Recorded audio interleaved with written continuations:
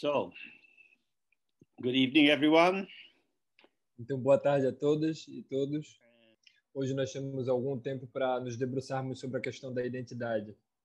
Todos nós temos alguma identidade. Nós somos conhecidos por outras pessoas e também somos conhecidos por nós mesmos. Nós podemos nos apresentar, nós podemos dizer alguma coisa sobre nós mesmos. O que nós dizemos depende da situação em que nos encontramos. Então, nesse sentido, a identidade não é algo fixo e definitivo, mas sim cada identidade ou cada aspecto que nós trazemos à tona é como uma ponte que serve para que nós alcancemos outras pessoas. Se nós escolhermos o aspecto certo para estabelecer essa ponte, então nós temos uma comunicação melhor, ótima com essa pessoa. A relação entre a nossa própria identidade e a imagem que outras pessoas possam ter de nós é flexível. Porque para nós podermos entrar em contato com os outros, em certa medida, nós temos de entrar em seu mundo, o mundo dessa pessoa. Mas este é o mundo dessa pessoa como é revelado, como aparece para nós. Nós não temos acesso direto à experiência de outras pessoas delas mesmas, as experiências que elas têm de si. Então, quando nós estamos conversando com pessoas que encontramos antes, nós estamos de frente com uma fusão, uma mistura entre a nossa impressão das experiências anteriores com essa pessoa e o que quer que esteja surgindo para nós naquele momento em específico. Isto quer dizer que todo mundo que eu encontro, todas as pessoas que eu encontro são parte da minha construção, de uma construção minha. E, simultaneamente, essas pessoas também estão construindo a versão delas de mim mesmo. Então, o desejo de conhecer quem nós verdadeiramente somos, se nós seguirmos esse desejo através do caminho da identidade, é um caminho bastante difícil. Isso quer dizer que eu tenho alguma impressão imediata de que eu existo. Mas quanto mais tempo eu passo pensando e falando sobre mim mesmo, eu estou mais no lugar da construção de mim mesmo do que da revelação de mim mesmo. Essa é uma compreensão budista central. Não há uma existência inerente para esse nosso senso de nós mesmos, para essa impressão que nós temos de nós mesmos. Para cada um de nós aqui agora, nesse momento, conectados ao Zoom, estando juntos, cada um de nós tem uma impressão própria sobre como é estar aqui. Em certo sentido, nós existimos, mas enquanto o que nós estamos existindo, o que é isso que está existindo, isso está mudando o tempo todo. Alguns de vocês podem ter familiaridade com o conceito de originação interdependente. Isso quer dizer que por conta deste e daquele outro fatores, por conta da diversidade de fatores, novos fatores surgem. Quando eu encontro outras pessoas, diferentes aspectos delas são evocados e determinam a maneira como eu as sinto, como as experimento. Então, poderíamos falar de que é uma gama de sentimentos positivos, negativos e neutros. Então, por exemplo, se nós estamos andando pela rua e encontramos pessoas aleatórias que não conhecemos, a resposta que nós temos pode ser uma resposta neutra, digamos assim. Elas não significam nada para mim, pois eu não as conheço, então eu não me preparo, eu não me cozinho de nenhuma forma específica para elas. Mas, por exemplo, se encontrar alguém que eu não gosto, eu tenho dificuldade, eu posso evitá-lo, posso passar olhando para baixo, posso ter uma reação negativa.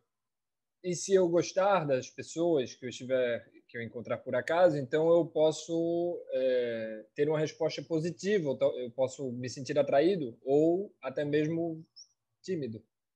Agora, ter uma reação como a timidez ou qualquer outra, na realidade, é algo que não é feito racionalmente, é algo que surge conforme esse condicionamento de como nós vemos o outro e como nós nos sentimos em relação a essa pessoa.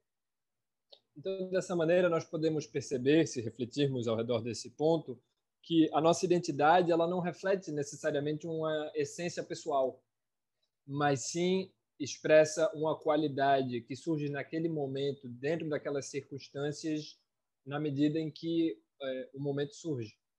O meu senso de mim mesmo, a impressão que eu tenho de mim mesmo é instável, está o tempo todo se transformando. E isso nos dá a possibilidade de nos conectarmos com uma variedade ampla de pessoas. Porque eu posso ser com você algo que combina, que encaixa em sua direção. Porque quando eu vejo o seu rosto, todas as conversas anteriores e momentos que já vivemos me evocam comentários e possibilidades de interação que vão, talvez, fazer sentido para você. Que permitam que a nossa conversa siga fluindo. Que o nosso encontro siga fluindo. Mas isso não está vindo dentro de um estoque que tem dentro de mim, de algo fixo. Não é como se fosse um depósito da Amazon com todo tipo de produto, onde as pessoas estão tendo que correr de um lado para o outro em estandes enormes, pegando produtos para colocarem em caixas e mandarem para os diferentes destinos. O que acontece, na realidade, é muito mais como se espontaneamente nós nos vemos dentro dessa direção, dentro desse humor, dessa maneira de conectar espontaneamente. Então, para a nossa prática de meditação, isso é muito importante, porque esse tipo de raciocínio, de exercício, nos permite perceber que nós não temos qualquer identidade fixa em nós. Então, se você diz algo que me incomoda, que me irrita, eu me sinto magoado. A intensidade daquele seu comentário parece estar apontada para alguma essência nuclear minha, algo que jaz lá no fundo de mim. Um sentimento vem surgindo dentro de mim por causa disso, alguns pensamentos. Eu começo a te dizer alguma coisa. Tudo isso está sendo revelado para mim ao mesmo tempo que está sendo revelado para você. Quando eu digo eu me sinto machucado pelo que você disse, quem é esse eu? Eu é aquele que se sentiu magoado. Mas será que esse eu magoado é o mesmo que o eu feliz? Ou o eu cansado? Ou o eu com fome? Quando nós observamos os diferentes estados de humor e sabores que nós nos referimos a como sendo nós mesmos, esses tons todos preenchem o espaço que eu denomino como sendo eu. Mas será que eles preenchem esse espaço eu da mesma maneira que o chá preenche minha xícara? Eu posso colocar chá, água ou café na xícara. Posso ser preenchido com felicidade, com tristeza, com raiva. Isso parece fazer sentido quando nós imaginamos tudo isso como sendo baseado em um conteúdo desse ego que é duradouro e estável ao longo do tempo. Mas será mesmo que como será que é esse container, esse recipiente com diferentes sentimentos e formas de ser? A ideia de que eu tenho um container dentro de mim mesmo com os diferentes conteúdos da minha maneira de ser, na realidade não é nada mais do que uma ideia. Essa ideia desaparece, é um pensamento. Porque na realidade o verdadeiro container de todo aspecto possível da minha existência é o espaço, e não essa ideia. Nós nos manifestamos dentro de um espaço de possibilidades. Esse espaço de possibilidades é influenciado por quem mais estiver por lá, que momento do dia, que época do ano, como eu me sinto e assim por diante.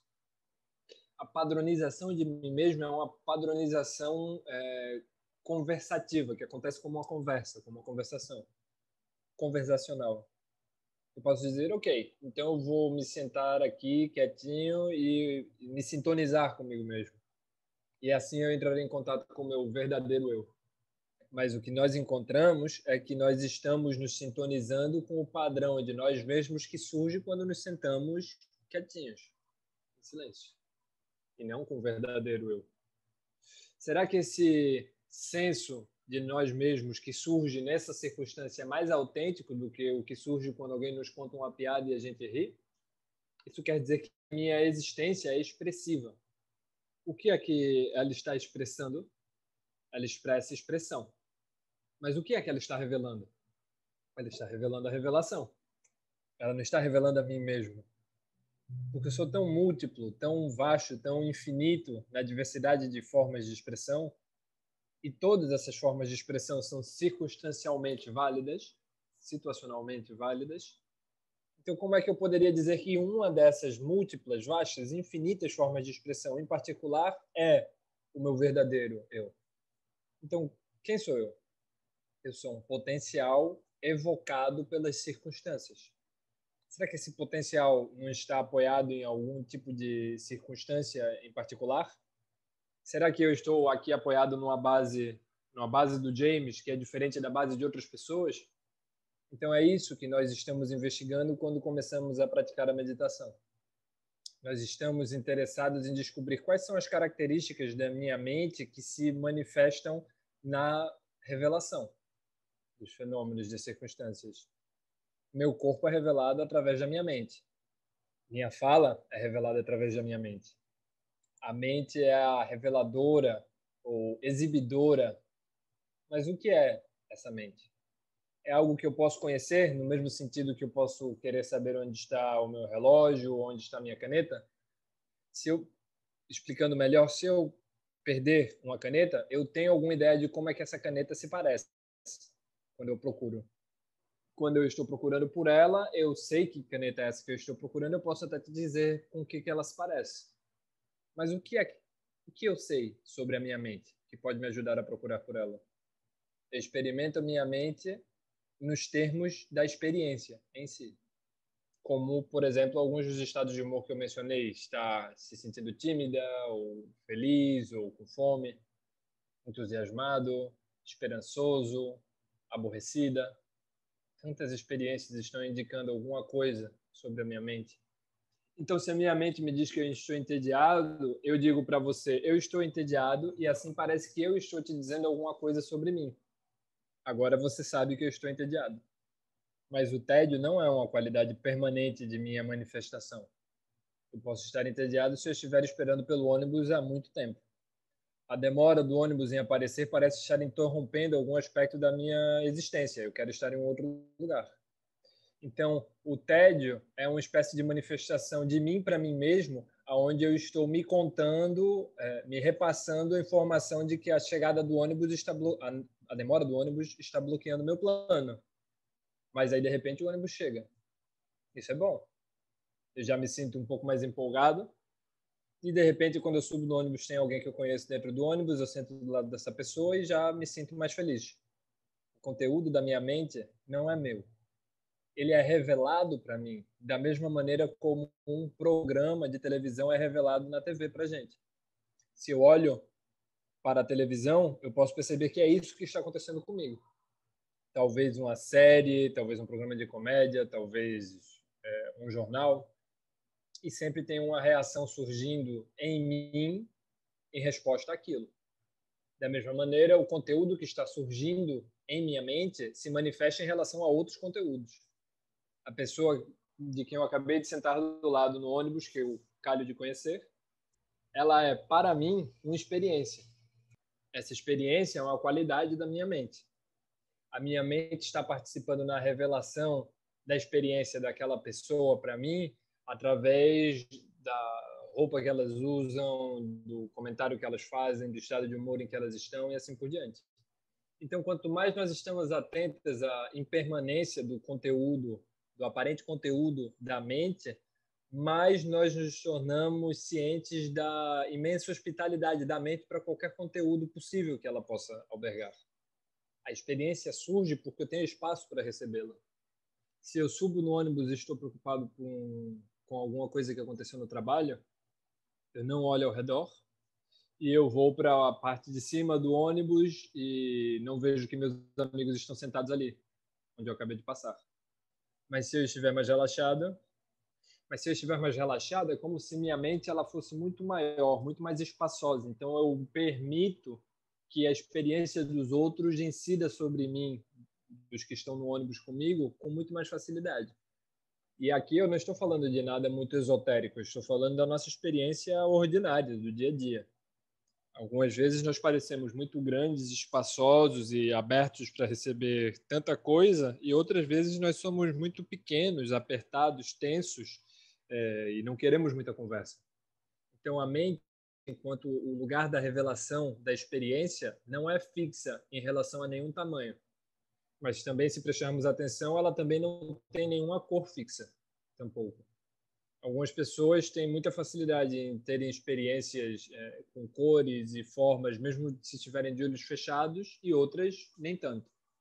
E quando nós prestamos atenção no testemunho das outras pessoas sobre a experiência delas e a forma como ela se manifesta, nós podemos perceber que a forma que essa experiência é padronizada para elas tem algumas similaridades com a minha, mas não são a mesma. Mas então podemos também nos perguntar, mas será que nossa mente vem de algum lugar? Nós podemos perceber que um pensamento surge em nossa mente que não estava lá antes e agora, logo em seguida, ele já se foi. Um pensamento que parece vir de dentro da minha mente, mas será que ele sai de dentro da minha mente da mesma forma que uma coisa sai de dentro de uma fábrica? Ou ele entra em minha mente? Será que ele está no lado de fora da minha mente, ele entra no lado de dentro? Ou será que ele faz o caminho contrário? Ele vem de dentro da minha mente e vai para fora, para algum lugar? Bom, ele está aqui, eu estou completamente em contato com ele e de repente ele se vai.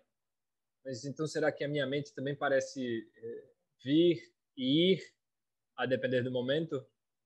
Então, as idas e vindas de comentários, impressões, sentimentos, sensações, memórias, planos, tudo isso parece compor uma espécie de movimento. Mas será que a minha mente em si mesma se move? Meus pensamentos vêm para mim.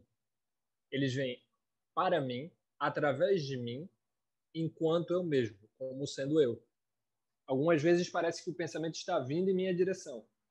Eu posso me sentir, digamos, perseguido pelos meus pensamentos. O pensamento, então, está surgindo e está me atacando, de certa forma. Quem é este eu que está sendo atacado? É mais uma padronização conceitual. Então, esse pensamento elaborado através da padronização de conceitos está vindo, surgindo e fazendo um comentário negativo sobre a padronização de conceitos que eu tenho como sendo eu mesmo. Você pode, por exemplo, errar, cometer algum equívoco e pensar, meu Deus, eu sou tão estúpido. Então, é como se você estivesse dizendo para si mesmo que você é. Eu sou estúpido. E nesse momento de emoção intensa, pareceria que estúpido é a verdade profunda sobre quem eu sou. Experiências desse tipo são muito úteis para meditantes, porque é aí que nós percebemos que a intensidade da emoção é que faz com que o que é impermanente, ou seja, móvel, não duradouro, pareça permanente. A intensidade da expressão, nossa, mas como eu sou idiota, parece estar apontando para uma verdade essencial, eterna, sobre mim mesmo. E depois de alguns minutos, mais alguma outra coisa surge na mente, algum outro estado de humor está se disseminando, se espalhando, e a verdade eterna sobre sermos estúpidos está desaparecendo. Então isso é muito importante. Porque nós também utilizamos esse tipo de rotulação para forma de ser de outras pessoas e das nações e dos gêneros e das orientações sexuais e de todo tipo de coisa. É como se nós tivéssemos um acesso a uma verdade definitiva sobre quem essas pessoas são. Então, quando eu tiver essa sensação do desaparecimento daquela verdade tão duradoura, tão essencial e profunda sobre mim mesmo, que na realidade era transitória, quando eu perceber ela desaparecendo como a luz do pôr do sol, então que certeza eu vou poder ter sobre o que eu acho sobre outras pessoas? A identidade ou a visão que eu tenho daquela pessoa é uma forma de um pensamento que está surgindo para mim naquele momento apenas. Então, aqui parece haver dois fatores. Um é o fluxo, ou essa qualidade transiente do que está constantemente se revelando para mim através da minha mente, que está em constante mudança. E um outro fator, parece importante, é que todos esse tipo de formulações e conclusões que preenchem o espaço só podem fazê-lo se ele já não estiver ocupado anteriormente, previamente ocupado. É a vacuidade da minha mente que é o preenchimento da minha mente, a completude de minha mente. Todo o infinito, a infinita série de coisas que aconteceram com minha vida, ao longo de toda a minha vida, que aconteceram para mim, na minha mente, só fizeram isso devido à vacuidade de minha experiência. Então, a mente é vazia, ela tem essa qualidade, essa vacuidade, mas ela é brilhante, porque ela está repleta de revelações diferentes. Então, a identidade também é uma revelação, uma dessas muitas revelações que preenchem esse espaço de vacuidade, mas não a revelação do meu ego, do meu mim mesmo. Nosso ego tem um potencial muito pequeno, porque o ego trabalha com seletividade, ele é baseado em selecionar. Isto sou eu, isto não sou eu. Eu gosto disso, não gosto daquilo. O ego nunca pode ocupar o círculo por completo. Então, quando nós falamos de Dzogchen ou de Dzogpa Chenpo, nós estamos falando da grande completude ou do grande todo. Esse todo não pode ser apreciado pelo nosso ego, porque a resposta do ego a qualquer tipo de experiência possível que se apresente para ele é: o que é que isso tem a ver comigo? Eu gosto disso? Eu não gosto? É do meu interesse? Em vez de se abrir para a imediatez da situação tal como ela é, o ego, na realidade, pergunta: o que é que isso tem a ver comigo? O que é que isso significa para mim? Então, a gama de experiências possíveis para o ego sempre são uma versão diminuída do que o todo está oferecendo. E é por isso que nós fazemos a prática da meditação, para nos libertarmos da fixação por uma gama muito estreita, fixa e pequena de ações possíveis. E nós fazemos isso de maneira que não obscureçamos, não nublemos a nossa capacidade de estar com a experiência tal como ela é. Como ela é? Nós não sabemos até que aconteça. Essa é a própria natureza da revelação. Não é como se algo estivesse sendo revelado. Não é como se houvesse algo fixo que estivesse escondido dentro de alguma coisa ou encoberto, como se fosse secreto. O que está sendo revelado é, na realidade, o potencial da vacuidade inapreensível de nossa mente. A minha mente não é uma coisa. Eu não sou uma coisa. Não sou uma entidade, não sou um existente, não sou um algo que existe. Agora, claramente nós temos uma impressão do nosso corpo e do seu formato e das possibilidades que ele tem, assim por diante. E nós podemos chegar a acreditar que isso nos provê um ponto fixo, uma âncora estável. Agora, de tempos em tempos, eu posso entreter a possibilidade, a ideia eu posso alimentar de tempos em tempos a ideia de que há aspectos da minha existência que são replicáveis. Então, posso dizer a minha idade, ou minha altura, ou ideias, aspectos que poderiam servir para você se contar uma história sobre o meu corpo. E eu te passo esses detalhes como se eles pudessem replicá-lo. O que surge na mente, que eu reivindico.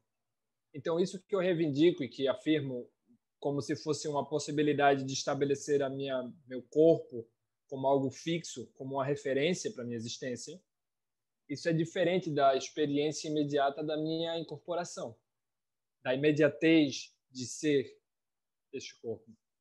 Então, hoje, por exemplo, como está um dia meio esquisito, eu estou com coriza, né? Então, escorre água do meu nariz, eu tenho que ficar suando. Isso não te dá nenhuma informação definitiva sobre o meu nariz. Devido a causas e circunstâncias, é assim que ele está, é assim que é neste momento. Então, não é mais. Então, o que é este corpo? Então, desde uma perspectiva budista, é assim que nós nos tornamos estúpidos. Nós começamos com a suposição de que temos um corpo, que é algo definível e fixo. Então, aí nós dizemos, e como é este corpo que eu tenho? Como ele é?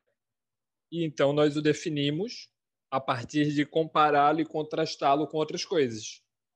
Meu corpo é menor do que um elefante e maior do que um ratinho. Mas como ele é nesse momento? Isso não tem como ser expresso. Porque tem tanta coisa acontecendo, momento a momento, nisso que eu chamo de meu corpo. Minha postura muda, a minha respiração muda, a forma, o padrão como eu percebo e sinto muda. O meu corpo é revelado para mim, a mim, de acordo com as circunstâncias. Então, apesar de que eu posso dizer meu corpo, que poderia indicar de que existe alguém que é proprietário, proprietária desse corpo, e sou eu, essa proprietária, esse proprietário, mas essa afirmação, eu sou o dono, dona do meu corpo, não sabe o que é que vai surgir na próxima sequência de sentimentos. Essa minha posse é muito delicada, é muito fina. Mas, por outro lado, a expressão meu corpo estar falando muito mais do fluxo de circunstâncias e situações que surgem para mim enquanto sendo esse corpo. E ainda assim, essa reivindicação, essa afirmação, meu corpo não tem poder algum de controlá-lo. O corpo está sendo revelado. Quanto mais relaxada e aberta eu estou, mais revelação há, mais é revelado. Então, logo um novo aspecto surja e eu me entretenha com ele, menos eu me torno aberto a novas revelações e acontecimentos. Então, por exemplo, quando você faz aquele tipo de meditação de escanear seu corpo, que é tradicional nas linhagens Theravada ou Vipassana, você pode ir passando a sua atenção pelos diferentes lugares do seu corpo e perceber como tem pequenos sinais que vão chamando a atenção e desaparecendo. Mas na medida em que você vai passando, logo na parte de trás do seu pescoço, você sente um ponto que está rígido, que está tenso. Talvez esteja até doendo. Eu deveria talvez fazer mais exercício. Então, essa emanação bem pequena, bem sutil, agora está começando a ser enrolada em conceitos, embrulhada em conceitos. E conforme você vai passando e escaneando e vendo as outras partes do seu corpo, sentindo-as, de tempo em tempo, um sinal volta para a parte de trás do seu pescoço. E quando você vai voltando para a parte superior do seu corpo, você já está se perguntando: o que será que eu vou encontrar no meu pescoço? Dessa forma, você pode perceber, através desse tipo de experiência, que prestar atenção em um ponto diminui a vastidão ou a gama, a disponibilidade a outras experiências. Então, no Dzogchen, nós frequentemente falamos sobre surge por si só e desaparece por si só. Da mesma maneira, você pode ter esse tipo de sensação com as sensações do seu corpo. Elas surgem e seguem. Então, é quando nós pegamos esse ir e vir, esse surgimento e desaparecimento das sensações e o tomamos como sendo evidência de algo que existe por si só, é aí que começam os nossos problemas. Porque é nessa medida que nós tomamos o sinal da dor no pescoço, da tensão no pescoço, como talvez eu tenha tido um acidente, ou talvez eu devesse fazer isso ou aquilo para cuidar desse problema. Muitos pensamentos surgem imediatamente. Então, quando nós olhamos, temos uma descrição de como a ignorância funciona. Quando nós ignoramos essa imediatez desse momento inapreensível, quando nós ignoramos que esse momento inapreensível simplesmente surge e desaparece, surge a fixação em alguma coisa. Algo se revela como sendo um sujeito ou objeto. Esse sujeito ou objeto é emergente, porque se eu digo eu estou com fome, se eu penso estou com fome, a verdade desse pensamento ou dessa afirmação é muito breve. Ela surge e desaparece. Mas baseado nesse pensamento, estou com fome, parece que se fecha um elo de uma corrente, então um outro elo surge na sequência e se prende a esse. O que eu vou comer? O que é que tem na geladeira? Eu preciso ir no mercadinho comprar mais coisas. Um pensamento após o outro se encadeando, se espalham em todas as direções, criando padrões. A semente inicial para todo esse processo foi um pensamento que já se foi há muito tempo. Então, baseado nesse momento passageiro, circunstancial, eu estou agora planejando toda a minha empreitada de ir ao supermercado. Então, é assim que o segundo nível de ignorância surge, que é chamada como a ignorância de nomear ou transformar em conceitos os momentos da experiência. E o lado importante de podermos usar sinais, conceitos e nomes para interpretar as coisas que estão acontecendo é que tudo isso dá um sentido de segurança, de confirmação a quem os pensa de que se sabe o que está acontecendo. Seguindo com o exemplo da fome, não sei porquê necessariamente, mas agora, de repente, me bateu essa fome. A sensação agora já passou. Não há muita coisa a se fazer com isso porque é algo muito escorregadio, muito fino, delicado e vazio. Então, um pensamento que leva a outro me deixam rapidamente com a dúvida: será que eu compro arroz ou batatas? Porque se eu quiser perder algum peso, eu deveria tomar cuidado e não colocar muito carboidrato. Um pensamento como esse, já por sua vez, parece ter uma densidade em si. Eu estou falando de algo que é importante. Na realidade, o que eu estou fazendo é permitindo que esses padrões de pensamento e formas de diferentes pensamentos estejam construindo esses padrões. E tudo isso está construindo muito mais valor e um senso de confirmação muito maior para mim do que essa sensação passageira que agora já se foi. Esse pensamento, de alguma forma, me empodera. Então, baseado em tudo isso, eu concluo que amanhã, em algum momento, eu vou passar pela loja e então, com essa intenção em mãos, eu vou formulando a minha atividade kármica. Então, assim nós podemos ver como naturalmente o nosso mundo vai se preenchendo de coisas muito importantes para se fazer, muitas coisas muito importantes para se trabalhar com, para se estudar, para se entender. Isso é tudo uma construção conceitual. A gente pode morrer durante a noite. Se isso acontecer, todos esses planos que nós fizemos sobre o que vamos fazer e o que a gente acha de tudo isso, eles se esvaziam. Esses nossos pensamentos não estavam indo em direção alguma, eles não estavam alcançando nada. Nós estávamos simplesmente nos autoinduzindo com um futuro fantasioso. Então, assim, nós podemos ver por que nós meditamos da maneira como meditamos. Nós sentamos, então nós começamos com a prática de Guru Yoga, relaxados e abertos. E nesse estado de abertura e relaxamento, nós permitimos que o que quer que esteja surgindo venha e siga seu caminho. Nós não estamos nos preocupando, nos engajando com selecionar nada. Nós não estamos dizendo, afirmando que algum padrão é mais importante que o outro para nós. Quanto mais nós relaxamos, mais nós percebemos que o estado de humor natural de nossa mente é a equanimidade. Mas olha, aqui tem um pensamento feliz. Eita, mas aqui tem um outro pensamento que é assustador. Qual dos dois você preferiria? Eu, eu quero o pensamento feliz. Tá bom, então segura aí. Mas já desapareceu. É como se você estivesse tentando caçar borboletas. O pensamento já desapareceu. Então, assim você vai percebendo que o que quer que você surja na sua mente, seja um pensamento, uma emoção, uma sensação, então logo quando aparece, desaparece. Mas se está desaparecendo e de fato não tem como ser capturado, chamar um de feliz e bom e outro de triste e ruim não faz nada além de criar agitação para nós.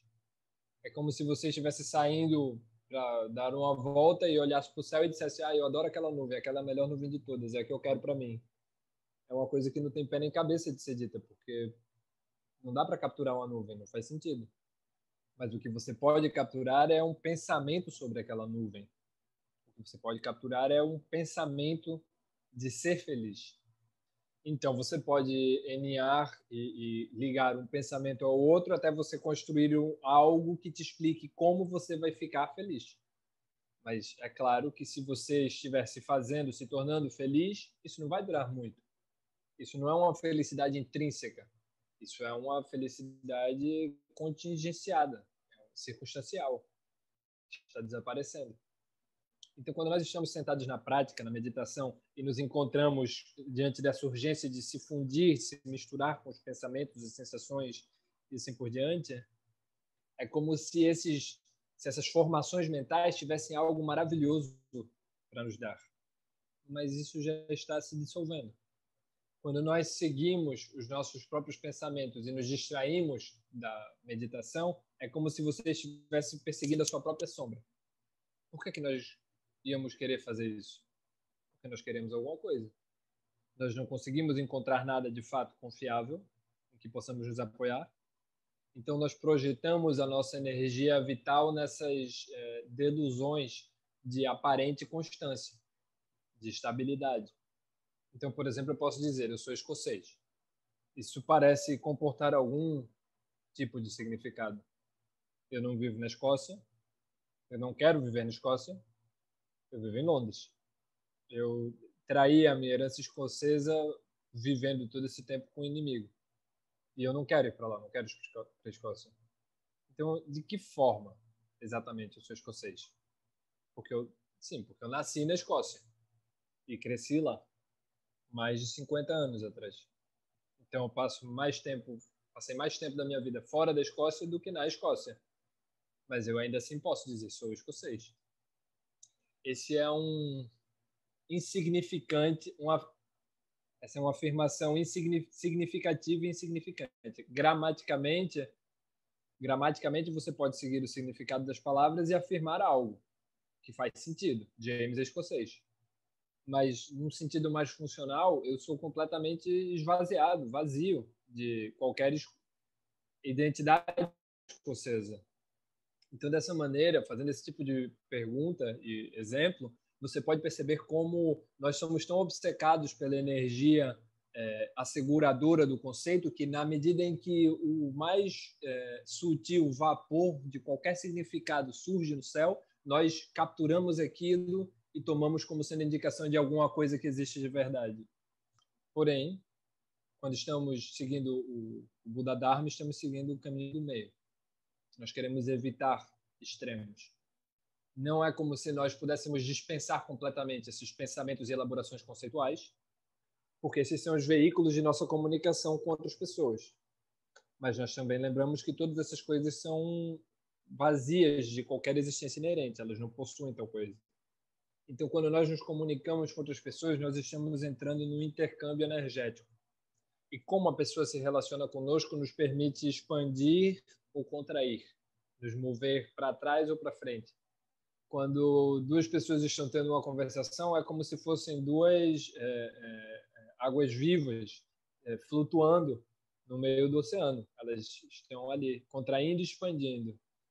Nada está estabelecido.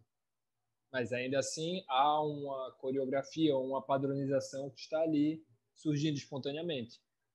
Então a nossa mente em si mesma, ela é desprovida, ela é vazia de qualquer essência que a defina. Mas ela não é completamente vazia. Ela só é vazia de qualquer coisa que fosse definitivamente sua essência. A nossa mente ela está repleta, cheia de potencial. E esse potencial se revela através de toda a miríade de experiências que nós temos. Montanhas, oceanos, florestas, aviões, pessoas, todo tipo de coisa. Todas essas são reveladas na mente. A mente não é algo que está dentro do seu crânio. A mente é a abertura da lucidez que revela tudo que ocorre. Mas a mente não é como um Deus que toma conta de tudo, que é responsável por tudo. De acordo com os ensinamentos do Dzogchen, essa revelação da mente não está seguindo nenhum plano, nenhuma orientação. Não é como se houvesse uma instrução que nós temos de seguir para fazer algo. Mas, porém, se nós percebemos, olha só, minha mente está repleta e vazia simultaneamente, como no exemplo do espelho tradicionalmente utilizado, onde nós podemos ver que o espelho não tem como mostrar a si mesmo, ele está vazio, mas ele está repleto de imagens. O que quer que você mostre, ele reflete. Quando você olha para o espelho, você vê o reflexo. E esse reflexo, ele ao mesmo tempo te diz algo sobre o espelho e ao mesmo tempo não te diz nada sobre o espelho. O que ele te diz sobre o espelho é que o espelho tem uma capacidade brilhante de mostrar os reflexos. Se eu olho para a parede, eu não vejo o reflexo. Mas quando eu olho para o espelho e vejo o reflexo, esse reflexo não está me dizendo nada sobre a verdadeira natureza do espelho. Não é como se o espelho tivesse dentro de si cadeiras e mesas e vasos de flores, apesar de que você pode mostrar todas essas coisas através do espelho. Você pode ver seu reflexo no espelho. E com certeza você não pode capturar um reflexo no espelho. Não tem nada ali que você possa segurar e ainda assim é muito expressivo e impactante. Então, da mesma maneira, quando pensamentos, sensações, sentimentos surgem para você, você poderia interpretar isso como sendo, são sinais meus, são sinais de mim. Isso é o que eu tenho dentro de mim. É isso que tem dentro de mim. Mas da mesma maneira como que o espelho não possui uma mesa com um vaso de flores dentro de si, mas sim essa imagem surge nele devido a causas e condições, da mesma maneira eu não tenho felicidade ou tristeza dentro de mim, mas elas se manifestam através de mim e da minha mente devido a causas e condições por um breve momento. O brilho da nossa mente é a nossa capacidade de revelar, de mostrar. Isso muitas vezes é referido em sânscrito como Rigpa ou Vidya. Isso não significa um conhecimento fixo, mas sim é muito mais como um poder de iluminar, que ilumina o que ocorre. Quando nós vemos a vacuidade do que está sendo iluminado, a vaziez, a ausência de existência inerente de algo, isso é chamado de claridade. Quando nós não temos essa claridade, parece que estamos vendo coisas, objetos, sujeitos, entidades. É por isso que quando nós nos sentamos para fazer a prática, a nossa intenção é não fazer nada e confiar no ensinamento básico, fundamental do Buda sobre a impermanência. Tudo surge, seja uma sensação, um plano, uma memória, um pensamento, o que seja, tudo surge e vai, segue seu caminho.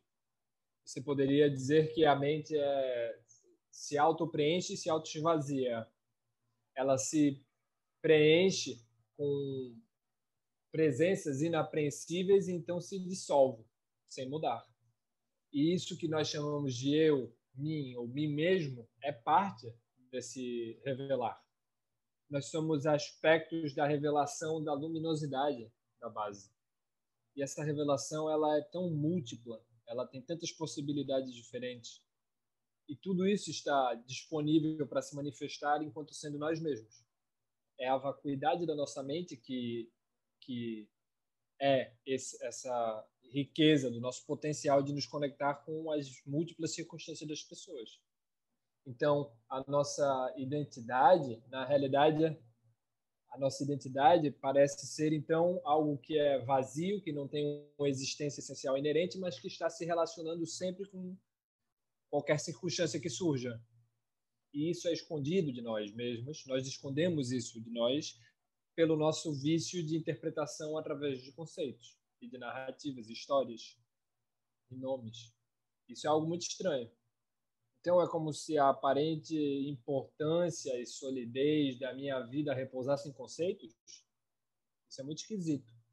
Isso é muito estranho. Sim, porque nós somos um processo. Tudo que nós experimentamos é um processo, experienciamos. E o processo, qualquer que seja esse processo, quando você olha verdadeiramente, ele não existe nos três tempos de passado, presente e futuro. Ele não está nessa dimensão. O processo somente pode ser revelado agora. E como é agora, nesse momento selado, não há passado, presente e futuro. E ainda assim, a ideia de passado, presente e futuro surge para nós, dentro de nós, como um sonho. Então, o ponto de relaxar e abrir e respirar dentro desse fluxo da experiência é que nós possamos despertar para a nossa verdade intrínseca, a verdade de que somos abertos e vazios. Mas não apenas abertos e vazios, porque essa abertura e essa vaziez está repleta de luz e de revelação. E esse campo de revelação que nós podemos sentir ao nosso redor através dos 5 sentidos, sentindo seu cheiro, seu som, seu toque, esse é o campo de luz dentro do qual nós estamos nos movendo. Nós somos um movimento dentro desse campo de luz que está se conectando com outros movimentos que aparecem dentro desse campo de luz. Isso é algumas vezes é descrito como uma experiência direta da não dualidade entre si e o outro. Desculpa, gente, aqui caiu a conexão aqui. Quando nós despertamos para essa visão, então nós podemos perceber que não há dualidade entre si mesmo e outro, que não é um jogo entre a identidade de um e do outro que entram em contato. Então é quando nós entramos em contato com outras pessoas livre dessa instrumentalização através de conceitos e de nomes, é que nós podemos realmente nos conectar. Agora, é claro, nós vivemos num mundo hoje repleto de questões políticas e históricas, e onde as pessoas possuem todo tipo de preconceito e vieses umas com as outras. Nós imaginamos as pessoas de acordo com vieses culturais ou raciais ou por conta de sua orientação sexual. Nós estamos o tempo todo tentando categorizar e nos dizer o que nós estamos vendo. O que é importante para nós percebermos aqui é que, nossa, essa é a atividade da minha mente. O que quer que seja que eu tome o outro como sendo, fui eu que criei isso.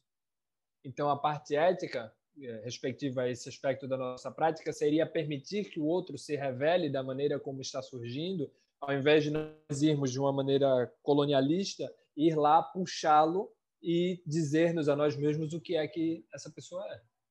Então, momento a momento, todos os dias, nós podemos perceber a capacidade, a sedução do Sansara, nos trazendo para essa dimensão de fazer julgamentos, ter preconceito, agir dessa forma enviesada.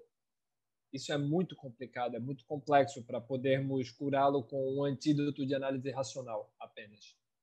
E é por isso que nós focamos em nos abrir para essa base vazia e aberta. Ok? Então, eu espero que isso seja útil para vocês de alguma maneira. Obrigado a nossos tradutores hoje, Bartek, Jayatita, Maria e Milton. E obrigado a Pedro, que está aqui por trás das câmeras, fazendo tudo funcionar. Então, ele vai editar o vídeo e disponibilizado nos próximos dias. E eu desejo a todos vocês muito prazer em tornar-se mais confusos sobre quem será que nós somos. Então, até logo e até breve. Bye bye. Bye. Bye bye. Bye bye. Bye bye. Thank you. Thank you. Thank you. Fuego. Bye bye. People. Bye bye. Bye